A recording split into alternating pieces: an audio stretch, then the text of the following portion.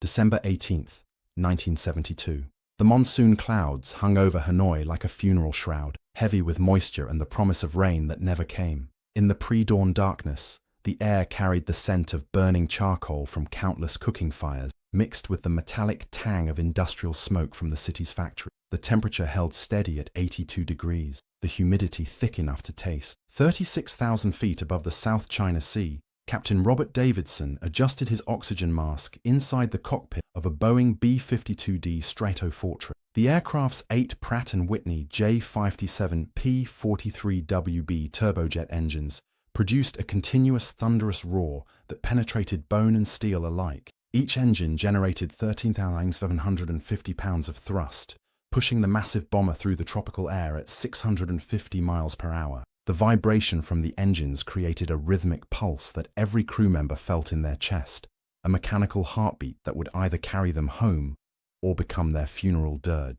The B-52D stretched 156 feet from nose to tail, its wingspan measuring 185 feet across. Fully loaded with conventional ordnance, the aircraft weighed 488,000 pounds, a flying fortress carrying 27 tons of high-explosive bombs in its cavernous belly. The advanced AN/ASQ-38 bombing navigation system could guide the aircraft to its target through complete darkness, using ground mapping radar that painted electronic pictures of the terrain below. But tonight, that same technology would make them visible to an enemy that had spent 7 years learning to kill American aircraft. From Andersen Air Force Base on Guam, 99 B-52s had taken off in 3 waves. The first formation departed at 2140 hours, followed by successive waves at 30-minute intervals. Each aircraft carried a crew of 6 men: pilot, co-pilot, navigator, radar navigator, electronic warfare officer, and tail gunner. These were not young recruits fresh from training.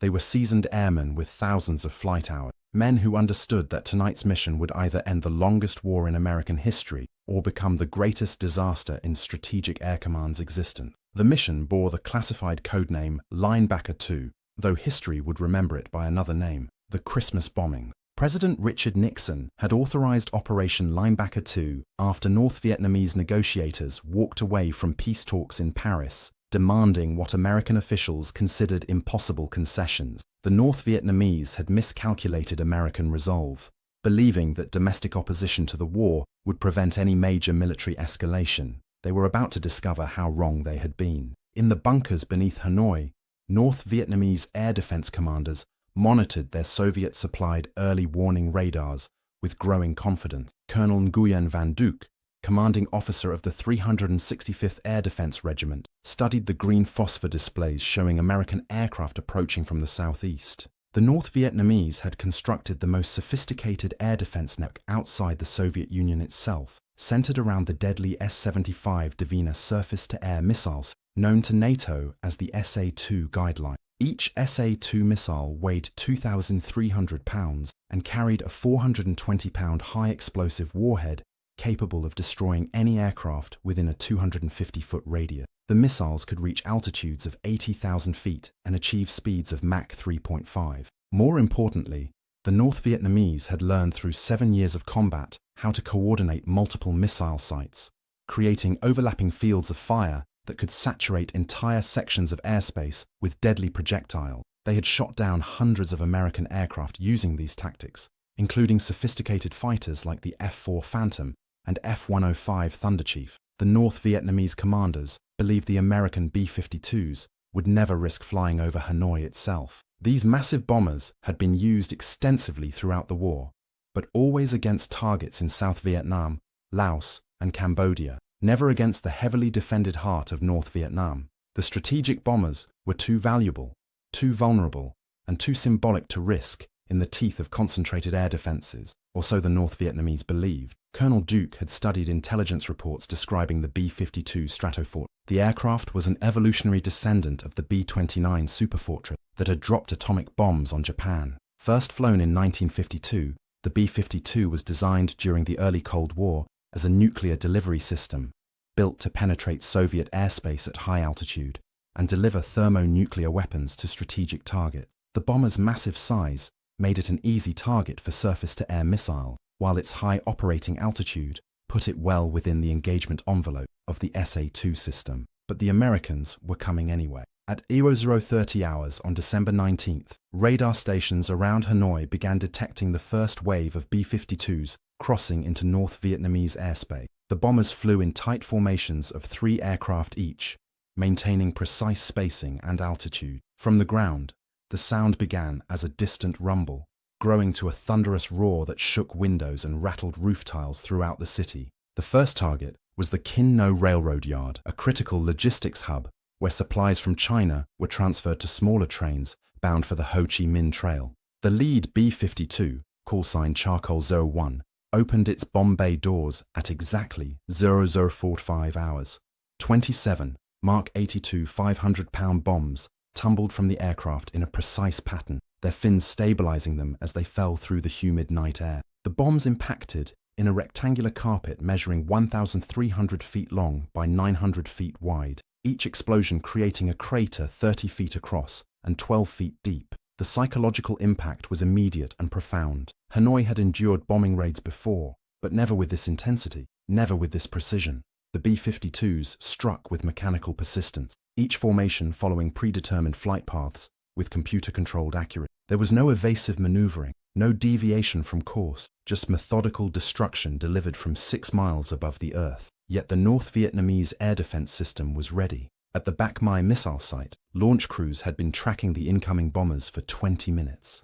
Major Pham Van Tiet, the site commander, waited until the lead formation was directly overhead before giving the launch command. 6 SA-2 missiles ignited their solid fuel boosters simultaneously, rising from their launchers in columns of orange flame and white smoke. The missiles climbed at a 45-degree angle, guided by fire control radars that painted the B-52s with invisible beams of microwave energy. Each missile's onboard receiver homed in on the reflected radar signal, making minute course corrections as it accelerated toward its target. At 80,000 feet, the missile's proximity fuses detected nearby aircraft and detonated their warheads in brilliant flashes that lit up the monsoon clouds like lightning. The first 3 nights of Linebacker 2 followed a predictable pattern. American bombers approached from the same direction, flew the same routes, and maintained the same altitude. The North Vietnamese quickly adapted their tactics, concentrating multiple missile sites against individual formations and timing their launches to create walls of exploding steel in the bombers' flight path. On December 20th, the losses mounted. 3 B-52s were shot down over North Vietnam, their crews either killed instantly or captured after ejecting over enemy territory. The massive bombers, each costing $30 million, fell from the sky in pieces, their wreckage scattered across rice paddies and jungle clearings. For the Strategic Air Command, these losses represented not just material damage, but a fundamental challenge to the doctrine of strategic bombing that had dominated American military thinking since World War II. Staff Sergeant Samuel Johnson, tail gunner aboard a B-52D named Diamond Lil, described the experience in a letter to his wife. The tail gunner sat in isolation at the rear of the aircraft, separated from the rest of the crew by the bomb bay. His only weapons were 4 50-caliber machine guns, largely useless against surface-to-air missiles, but capable of engaging enemy fighters if they approached from behind. Johnson wrote that the SA-2 missiles looked like telephone poles with fire coming out of both ends, and that the explosions created shockwaves powerful enough to flip a 200-ton bomber upside down. The North Vietnamese celebrated their early successes, believing they had found the key to defeating American strategic air power. Radio Hanoi broadcast triumphant reports, claiming that dozens of B-52s had been destroyed, and that the American air pirates had been driven from North Vietnamese skies. Colonel Duke was promoted and decorated for his regiment's performance during the first 3 nights of bombing, but the Americans were learning too. After analyzing the intelligence gathered from the first 3 missions, Strategic Air Command planners realized that their tactics were fatally flawed. Flying the same routes at the same altitudes made the bombers predictable targets for an enemy that had been studying American air operations for nearly a decade. The solution required abandoning decades of strategic bombing doctrine in favor of tactics adapted specifically to the North Vietnamese threat. Major General Gerald Johnson, commander of the 3rd Air Division at Anderson Air Force Base, worked through the night of December 21st, redesigning the entire operation. Instead of flying in straight lines at constant altitude, The B-52s would approach from multiple directions, vary their altitudes throughout the attack profile, and coordinate with electronic warfare aircraft to blind enemy radars. Most importantly, the bombers would compress their attack timeline, putting maximum ordnance on target in minimum time to reduce exposure to surface-to-air missile. The new tactics required unprecedented coordination between different types of aircraft operating in the same airspace. EB-66 electronic warfare planes would jam North Vietnamese radar frequency, while F-4 Phantom fighters provided escort. Navy A-6 Intruders and A-7 Corsairs would simultaneously attack missile sites and radar installations to suppress the enemy's defensive capabilities. The entire air armada would be coordinated by EC-121 airborne control aircraft orbiting safely over the Gulf of Tonkin. On December 22nd, the Americans struck back with devastating effectiveness. The first indication that something had changed came when North Vietnamese radar operators found their screens filled with electronic snow. The jamming was so intense that missile guidance systems lost track of their targets, sending SA-2s spiraling harmlessly into the night sky. When the jammers briefly lifted, the radars showed bombers approaching from 6 different directions simultaneously, making coordinated defense impossible. The target list for December 22nd included the Kin No Supply Complex, the Yen Vien Railroad Yard, and the Thanh Nguyen Steel Complex, 3 of North Vietnam's most critical industrial facilities. The bombs fell with mechanical precision, destroying bridges, warehouses, and manufacturing equipment that had taken years to build and could not be quickly replaced. More importantly, the attacks demonstrated that North Vietnam's transportation network could be severed at will, cutting the flow of supplies to communist forces throughout Indochina. Technical Sergeant Michael O'Brien, radar navigator aboard City of Fort Worth, later described the December 22nd mission as flying through the gates of hell and coming out the other side. The jamming was so effective that North Vietnamese missile crews fired blindly, hoping to hit targets they could not see on their radar screen. Of the 60 SA-2 missiles fired that night, only 3 came close enough to their targets to cause damage, and all the B-52s returned safely to their bases. The psychological impact on North Vietnamese defenders was profound. For 7 years, they had successfully used Soviet-supplied surface-to-air missiles to control the skies over North Vietnam. American pilots had learned to respect and fear the SA-2 system, modifying their tactics to avoid the most heavily defended areas. Now the Americans were flying directly over Hanoi itself, seemingly immune to the weapons that had previously guaranteed North Vietnamese air superiority. Yet the human cost of Linebacker 2 extended far beyond military casualty. Hanoi's civilian population endured 11 days of around-the-clock bombing that shattered windows, collapsed buildings, and filled the air with concrete dust and smoke. The city's electrical grid failed repeatedly as power plants were targeted for destruction. Water pumping stations went offline, forcing residents to draw water from contaminated wells and rivers. Medical supplies ran short as hospitals treated casualties from both direct bomb damage and structural collapses caused by the massive explosions. Dr. Ton That Tung, chief surgeon at Hanoi's Bach Mai Hospital, worked without sleep for 72 straight hours treating bombing victims. In a diary entry later published by North Vietnamese propagandists, Dr. Tung described wounds unlike anything he had encountered during previous air raids. The 500-pound bombs used by the B-52s created blast effects that could kill or injure people hundreds of yards from the actual impact point. Victims suffered from unique combinations of crush injuries, internal bleeding, and severe psychological trauma that Vietnamese medical personnel struggled to treat with limited resources. The bombing also had unexpected effects on North Vietnam's economy and social structure. Factory workers who had previously reported for their shifts regardless of air raid warnings now abandoned their workplaces when the distant sound of jet engines approached. Agricultural workers fled the rice paddies, disrupting food production during a critical harvest season. Most significantly, the bombing created a psychological atmosphere of overwhelming American technological superiority that undermined North Vietnamese confidence in ultimate victory. By December 26th, North Vietnam's surface-to-air missile inventory was nearly exhausted. The country had begun the war with approximately 1,000 SA-2 missiles, supplemented by regular shipments from the Soviet Union. But the intensity of Linebacker 2 had forced North Vietnamese crews to fire their entire arsenal in less than 2 weeks. More critically, many of the radar installations that guided the missiles had been destroyed by coordinated American attacks, leaving the remaining missiles effectively useless. Colonel Duke, the air defense commander who had been celebrated just days earlier, now faced an impossible situation. His regiments had fired over 200 SA-2 missiles during the first week of bombing, achieving a success rate of less than 3%. The Americans had adapted their tactics faster than his crews could develop countermeasures, employing electronic warfare techniques that rendered Soviet-supplied equipment obsolete. Most of his experienced radar operators had been killed or wounded when their sites were targeted for destruction. The strategic implications became clear on December 27th, when the largest formation of B-52s yet assembled approached Hanoi from 4 different directions simultaneously. 96 bombers participated in the attack, dropping over 2,000 tons of explosives on targets throughout the Red River Delta. The North Vietnamese fired fewer than 20 SA-2 missiles in response, not because they chose to conserve ammunition, but because they lacked the radar coverage necessary to guide their weapons to their targets. Intelligence reports intercepted by American signal intelligence aircraft revealed growing desperation within North Vietnamese command circle. Radio communications between Hanoi and field commander spoke of overwhelming technological superiority and impossible defensive requirements.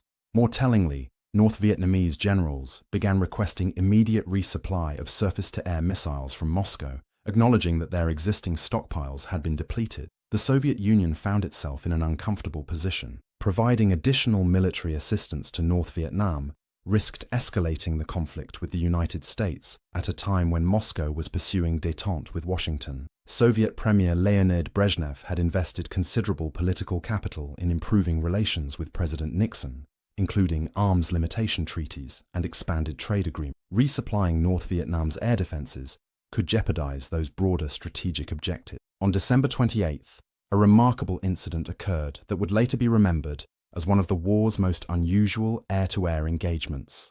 Technical Sergeant Albert Moore, tail gunner aboard Diamond Lil, was monitoring his sector when he detected a North Vietnamese MiG-21 fighter attempting to close in for a rear attack. The MiG pilot, presumably frustrated by his inability to engage the high-flying bombers with missiles, had decided to attempt a guns-only attack against the formation's trailing aircraft. Moore waited until the MiG closed to within 2,000 yards before opening fire with his 450 caliber machine gun. The engagement lasted less than 30 seconds, but Moore's sustained burst struck the MiG's port wing route, severing hydraulic lines and igniting the aircraft's fuel tank. The MiG pilot ejected successfully, becoming one of the few North Vietnamese airmen to survive a direct engagement with a B-52 Stratofortress. This would be recorded as the only confirmed air-to-air victory by a B-52 crew during the Vietnam War. The psychological impact of Moore's victory extended far beyond its tactical significance. For North Vietnamese pilots, the incident demonstrated that even their most advanced fighters were vulnerable to the American bombers they had been ordered to intercept. The MiG-21 was the fastest, most maneuverable aircraft in North Vietnam's inventory, equipped with sophisticated radar and armed with heat-seeking missiles. If such an aircraft could be shot down by a bomber's defensive guns, what hope remained for conventional air defense tactics? By December 29th, the effectiveness of North Vietnamese air defenses had collapsed entirely. American intelligence estimates indicated that fewer than 50 SA-2 missiles remained in the entire country, distributed among radar sites that lacked the electronic equipment necessary to guide them accurately. More significantly, the bombing had destroyed or damaged every major industrial target on the American target list, effectively eliminating North Vietnam's capacity to support military operations throughout Indochina. The final mission of Linebacker 2 took place on December 29th, with 60 B-52s attacking the remaining logistics targets around Hanoi. Not a single American aircraft was damaged during the raid, and North Vietnamese defenders fired only 4 SA-2 missiles in response.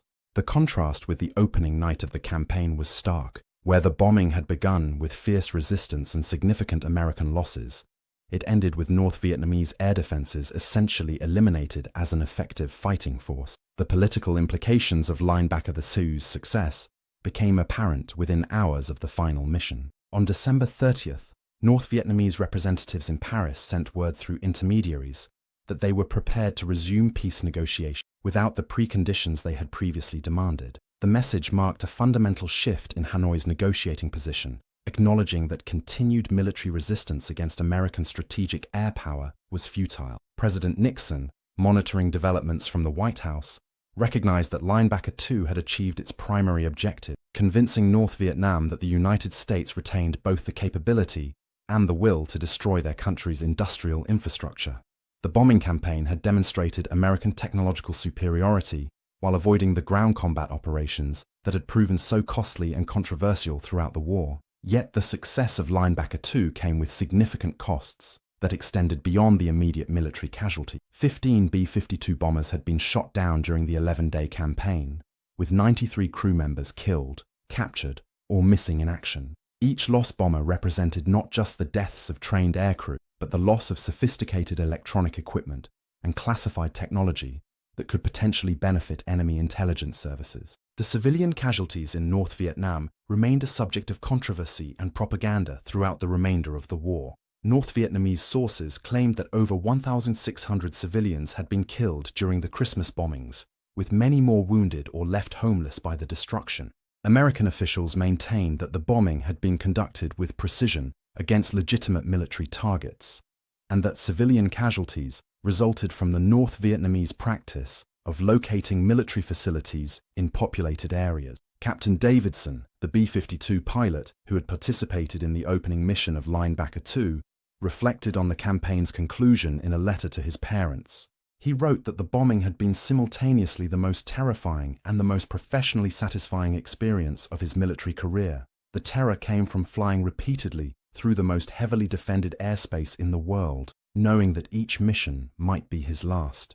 The satisfaction came from the knowledge that his crew's actions had contributed to ending a war that had already cost 58,000 American lives. The strategic lessons of Linebacker 2 would influence American military doctrine for decades to come. The campaign demonstrated that modern air power, properly employed, could achieve decisive political objectives without the massive ground combat operations that had characterized previous conflict. More importantly, it showed that technological superiority, combined with tactical flexibility and operational persistence, could overcome even sophisticated defensive systems. For North Vietnam, the Christmas bombings marked the end of their ability to wage conventional war against American forces. The destruction of their surface-to-air missile inventory, combined with the elimination of critical industrial targets, forced Hanoi to acknowledge that continued resistance would result in the complete devastation of their country's infrastructure. This recognition provided the foundation for the Paris peace agreements that would be signed just weeks later.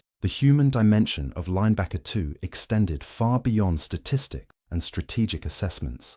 For the families of American aircrew, the 11 days of bombing represented a period of unbearable anxiety, wondering whether their loved ones would return from each mission. Military wives gathered around radio broadcasts and television news reports, searching for any information about the progress of the campaign and the fate of its participants. Mary Davidson, wife of Captain Robert Davidson, later described the Christmas bombing period as the longest 11 days of my life. She knew that her husband was participating in dangerous missions over North Vietnam, but military security prevented him from providing details about his location or activities. Each day began with hope that the war might soon end, and each night concluded with prayers for her husband's safe return. The technological aspects of Linebacker 2 highlighted the rapid evolution of electronic warfare during the Vietnam conflict. The AN/ALQ-117 jamming pods carried by the EB-66 aircraft represented cutting-edge electronic countermeasures technology,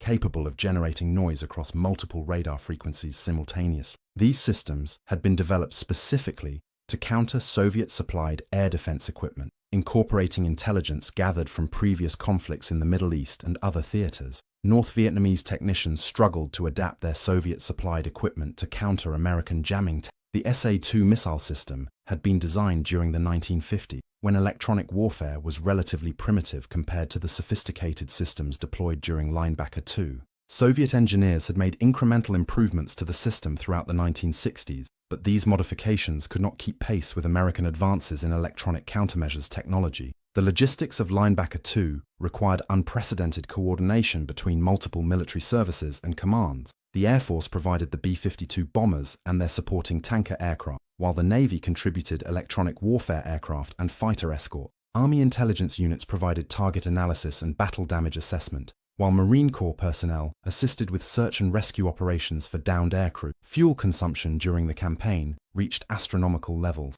Each B-52 mission required approximately 40,000 gallons of aviation fuel, consumed not only by the bombers themselves, but by the tanker aircraft that provided aerial refueling services. The 11-day campaign consumed over 12 million gallons of JP-4 jet fuel, requiring continuous resupply flights from bases throughout the Pacific region. The maintenance requirements for the B-52 fleet during Linebacker 2 pushed Strategic Air Command's logistics system to its limits. Each bomber required extensive pre-flight inspections and post-flight maintenance, with particular attention to engines and electronic systems that operated under extreme conditions. Ground crews worked around-the-clock shifts, often completing repairs and modifications, while aircraft were being loaded with ordnance for the next mission. Colonel James McCarthy, maintenance officer at Anderson Air Force Base, later estimated that his personnel worked an average of 16 hours per day throughout the campaign. The tropical climate of Guam created additional challenges, with high humidity and salt air accelerating corrosion of electronic components and metal structures. Despite these difficulties, the maintenance crews achieved an aircraft availability rate of over 85% throughout Linebacker 2. The intelligence gathering capabilities demonstrated during the Christmas bombings would influence American military planning for years to come. Strategic Air Command's ability to analyze North Vietnamese defensive responses and modify tactics accordingly showed the importance of real-time intelligence in modern warfare. Electronic intelligence aircraft monitored enemy communications and radar emissions, providing commanders with detailed information about defensive capabilities and intentions. Major Robert Chen, an intelligence officer aboard an EC-121 airborne command post, described the electronic intelligence picture as watching the enemy think in real time. American radio intercept operators could monitor North Vietnamese air defense communications, often predicting missile launches before they occurred. This intelligence advantage allowed mission planners to route bombers around the most heavily defended areas and time their attacks to exploit temporary gaps in enemy coverage. The diplomatic implications of Linebacker 2 extended far beyond the immediate negotiations between the United States and North Vietnam. The bombing campaign sent a clear message to the Soviet Union and China about American determination to achieve favorable peace terms, despite domestic opposition to continued military involvement in Southeast Asia. Moscow and Beijing both recognized that continued support for North Vietnamese intransigence could result in escalated American military action. Soviet Premier Brezhnev found himself in a particularly difficult position. The Warsaw Pact countries expected Moscow to support their communist ally, but the Soviet Union's broader strategic interests required maintaining détente with the United States. The Christmas bombings demonstrated that American military technology had advanced beyond Soviet capability, creating pressure for increased defense spending that the Soviet economy could ill afford. Chinese officials observed Linebacker 2 with considerable concern about American strategic capability. The precision bombing demonstrated American ability to destroy critical infrastructure targets throughout Asia, raising questions about China's own defensive capabilities. More immediately, the effectiveness of American electronic warfare against Soviet-supplied equipment suggested that Chinese air defenses, which relied heavily on similar technology, might be equally vulnerable to American attack. The medical aspects of Linebacker 2 casualties highlighted advances in battlefield trauma care that had been developed throughout the Vietnam War. American aircrew who survived being shot down over North Vietnam often suffered from unique combinations of injuries related to high-altitude ejection and subsequent ground impact. Military medical personnel had developed specialized treatment protocols for these types of casualty based on experience gained throughout the conflict. Captain James Harrison, a flight surgeon at Clark Air Base in the Philippines, treated several aircrew members who were injured during Linebacker 2 missions. The high-altitude environment inside pressurized bomber cabins created specific medical challenges, including decompression injuries and oxygen-related problems. Additionally, the psychological stress of flying repeated missions through heavy defensive fire produced symptoms that would later be recognized as combat stress reactions. The weather conditions during the Christmas bombings created additional challenges for both American and North Vietnamese forces. The monsoon season typically brought heavy cloud cover and frequent thunderstorms to the Red River Delta, but December 1972 proved unusually clear. This unexpected weather pattern allowed American bombers to operate with visual confirmation of their targets, improving bombing accuracy while also making the aircraft more visible to ground-based observers. North Vietnamese meteorologists had predicted cloud cover that would limit American bombing effectiveness, but their forecasts proved inaccurate. The clear skies allowed North Vietnamese missile crews to track incoming bombers visually, providing backup guidance for their radar systems. However, the same conditions also enabled American electronic warfare aircraft to operate more effectively, creating a complex tactical equation that generally favored the attacking forces. The industrial targets destroyed during Linebacker II represented decades of North Vietnamese economic development, much of it accomplished with assistance from the Soviet Union and China.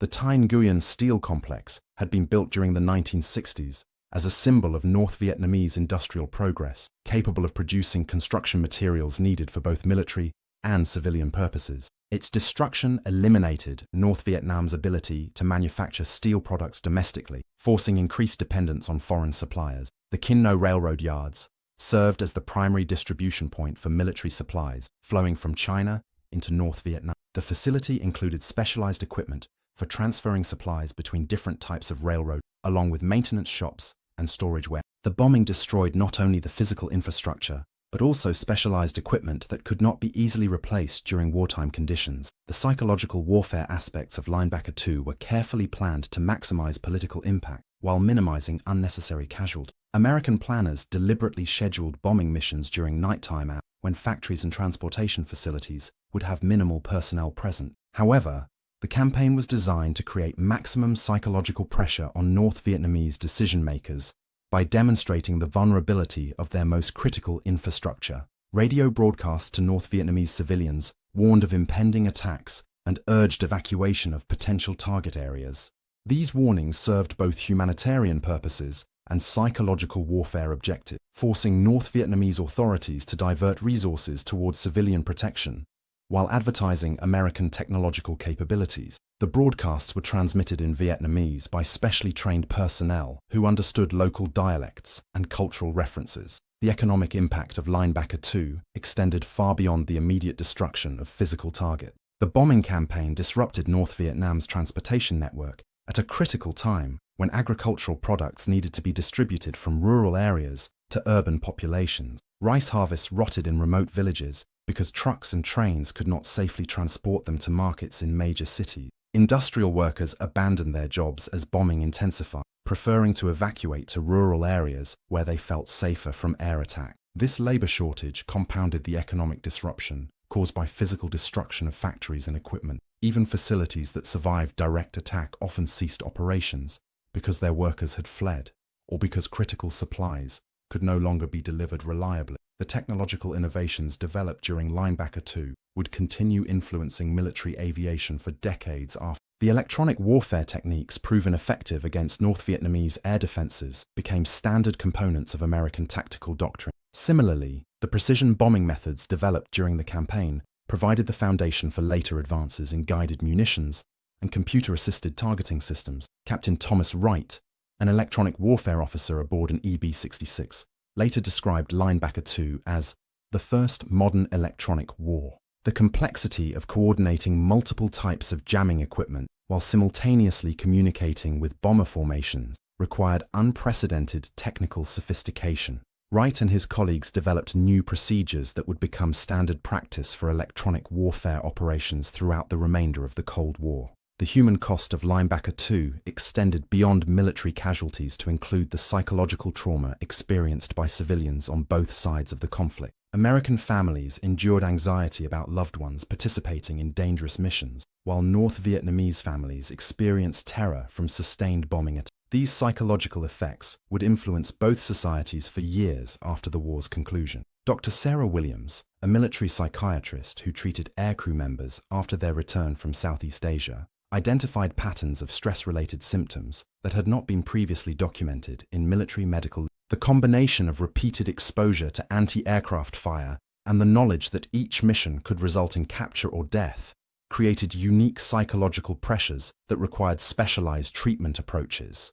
The strategic implications of Linebacker II's success influenced American foreign policy throughout the remainder of the Cold War. The campaign demonstrated that precision bombing could achieve decisive political results without the massive ground combat operations that had characterized previous conflicts. This lesson would be applied repeatedly during later military interventions, from the 1991 Gulf War to more recent conflicts in the Middle East. Military strategists recognized that Linebacker 2 had validated the concept of strategic air power as a decisive weapon in limited wars. Unlike the area bombing campaigns of World War II, the Christmas bombings achieved their objectives through precise attacks against carefully selected targets. This approach minimized civilian casualties while maximizing political and military impact, providing a model for future military operations. The intelligence revelations that emerged from Linebacker 2 demonstrated the critical importance of signals intelligence in modern warfare. American ability to intercept and analyze North Vietnamese communications provided decisive advantages throughout the campaign. These capabilities, developed and refined throughout the Vietnam War, would become central elements of American military doctrine in subsequent conflicts. Colonel David Park, Chief Intelligence Officer for the 3rd Air Division, later wrote that Linebacker 2 represented the first time in military history that electronic intelligence provided real-time tactical advantages to attacking forces. The ability to monitor enemy communications and adapt tactics accordingly gave American forces unprecedented situational awareness that translated directly into mission success and reduced casualties. The logistical achievements of Linebacker 2 demonstrated the global reach and organizational capabilities of American military forces, coordinating attacks from bases separated by thousands of miles while simultaneously providing maintenance, fuel, and ordnance support, required unprecedented levels of military cooperation and efficiency. These logistical capabilities would prove crucial throughout the remainder of the Cold War. Brigadier General Charles Adams, commander of logistics operations for the Pacific Air Forces, estimated that Linebacker 2 required coordination between over 200 separate military units located throughout the Pacific region. The successful execution of such a complex operation demonstrated American military capabilities to potential adversaries while reassuring allies about the reliability of American security commitment. The technological lessons learned during Linebacker 2 accelerated development of advanced weapons systems that would dominate military aviation for the next several decades. The electronic warfare techniques proven effective against Soviet-supplied air defenses influenced design requirements for future combat aircraft. Similarly, the bombing accuracy achieved during the campaign encouraged continued investment in precision-guided weapons technology. The radar and navigation systems that enabled B-52s to operate effectively in heavily defended airspace represented cutting-edge military technology that provided decisive advantages over enemy forces. These systems, refined through combat experience during Linebacker 2, established American technological superiority in electronic warfare that would persist throughout the remainder of the 20th century. On January 27, 1973, less than a month after the conclusion of Linebacker 2, representatives of the United States, North Vietnam, South Vietnam, and the Viet Cong signed the Paris Peace Agreement. The agreement called for a ceasefire throughout Vietnam, the withdrawal of American forces, and the return of prisoners of war. While the agreement did not end the conflict entirely, it achieved the immediate objective of American military disengagement from Southeast Asia. The timing of the agreement, coming so soon after the Christmas bombings, demonstrated the direct causal relationship between military pressure and diplomatic progress. North Vietnamese negotiators had returned to the Paris talks with substantially reduced demands, abandoning positions they had maintained for months. The bombing campaign had convinced Hanoi that continued intransigence would result in the complete destruction of their country's industrial capacity. The prisoner exchange that followed the Paris Peace Agreement provided dramatic vindication for Linebacker 2's strategic objective. On February 12, 1973, the first group of American prisoners of war was released from North Vietnamese custody at Hanoi's Gia Lam Airport. Among them were several aircrew members who had been shot down during the Christmas bombings, providing first-hand testimony about conditions in North Vietnamese prisons. Captain Robert Daniels, pilot of a B-52 shot down on December 20th, was among the prisoners released in February 1973. His account of capture and imprisonment revealed that North Vietnamese guards had treated Christmas bombing prisoners with particular harshness, reflecting their anger about the devastating effectiveness of the campaign. However, Daniels also noted that prison conditions improved dramatically after the bombing ended, suggesting that his captors understood the connection between their treatment of prisoners and potential resumption of American attacks. The return of 591 American prisoners of war represented one of the most emotionally significant outcomes of the entire Vietnam War. Families who had endured years of uncertainty about missing loved ones finally received confirmation of their fate. The prisoner release ceremonies, broadcast live on American television, provided a sense of closure and accomplishment that had been largely absent throughout the conflict. The final assessment of Linebacker 2 revealed a campaign that achieved its strategic objectives with remarkable efficiency. In 11 days of bombing, American forces had eliminated North Vietnam's air defense capability, destroyed critical industrial targets, and forced enemy negotiators to return to peace talks with substantially reduced demands. The campaign demonstrated that precision air power could achieve decisive political results in modern warfare, yet the human cost remained significant. 15 B-52 bombers were lost during the campaign, along with their crews. North Vietnamese casualties included over 1,600 civilians killed and many more wounded or left homeless. These losses, while relatively light compared to other military campaigns, represented real human suffering that complicated any simple assessment of the bombing's success. The strategic bombing campaign known as Linebacker 2 concluded on December 29, 1972, but its effects continued reverberating throughout the final years of the Vietnam War. The campaign had demonstrated American technological superiority while revealing the limitations of Soviet-supplied air defense systems. More importantly, it had shown that the United States retained both the capability and the will to employ decisive military force when diplomatic negotiations reached an impasse. The lessons of the Christmas bombings would influence American military doctrine for decades to come. The campaign validated the concept of strategic air power as a tool for achieving political objectives in limited wars. It demonstrated the importance of electronic warfare in modern combat. Most significantly, it showed that precision bombing could succeed where previous strategies had failed. For the families of those who flew these missions, Linebacker 2 represented both the pinnacle of professional achievement and the ultimate test of courage under fire. Men like Captain Davidson, who had piloted B-52s through the most heavily defended airspace in the world, returned home with the knowledge that their actions had contributed directly to ending America's longest war. The jungle that had witnessed so much suffering throughout the Vietnam War would eventually reclaim the bomb craters and overgrown airfields.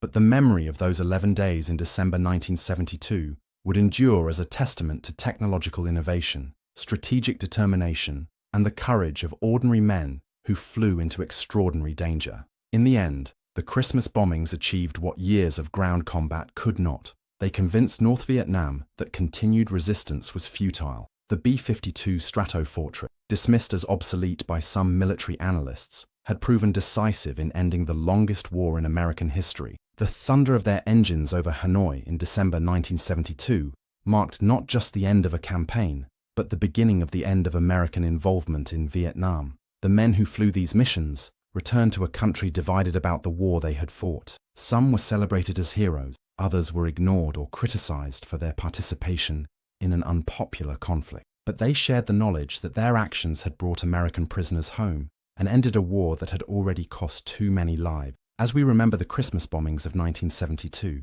we must honor both the courage of those who flew into danger and the civilians who suffered from the conflict's brutality. Their sacrifice reminds us that even necessary military actions carry profound human costs that should never be forgotten or minimized. What lessons do you take from this moment when technology, strategy, and human courage intersected to change the course of history? How do we balance military necessity against human cost in our modern conflict? If this story of courage, innovation, and moral complexity moved you, please subscribe to our channel and share this video with others who seek to understand the profound human dimensions of modern warfare. In honoring these memories, we keep alive the voices of those who dedicated their lives to serving something greater than themselves, and we ensure their sacrifice will never be forgotten.